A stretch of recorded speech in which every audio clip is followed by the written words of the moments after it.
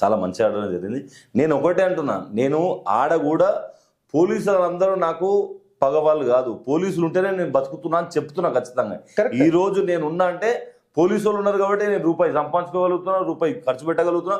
ఒక సిస్టమ్ ఉంది, పోలీసు లేకుంటే వ్యవస్థ లేదు. నేను ఇప్పుడు కూడా ఏమంటున్నా అంటే తను చేసింది తప్పు అంటున్నా, అతను చేసింది తప్పు, అతను చేసింది తప్పు, అతను ఆ షూ వేసుకొని రావడం తప్పు. అక్కడ మేము హ్యాపీగా పూజ చేస్తున్నాం, భజన చేస్తున్నాం.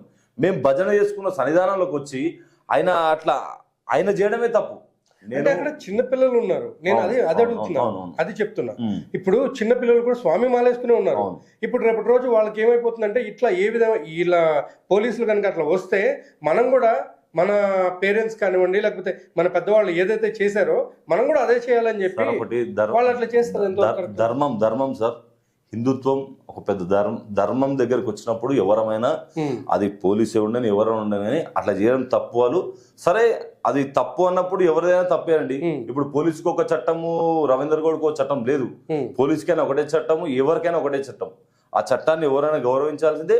అట్లా ఆయన తప్పు చేసిన కాబట్టి మనం ఆయనను ఆ విధంగా మాట్లాడడం జరిగింది. లేకుంటే నేను అసలు నాకు ఆయన ఎవరో నాకు తెలియదు, ఆయనతో మాట్లాడాల్సిన అవసరం కూడా లేదుగా.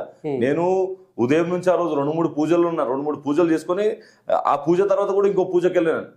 ఆ సంఘటన జరిగిన ఒక 2 నిమిషాల ముందు అయితే నేను వెళ్ళిపోతుంటే, నేను ఆ భజన జంగిరెడ్డి అంటేనా నేను ఒక పాట పాడుతాను, నువ్వు ఉండాలంటే నేను ఉన్నా, లేదు ఒక 2 నిమిషాలు అయితే నేను వెళ్ళిపోతుండు కూడా.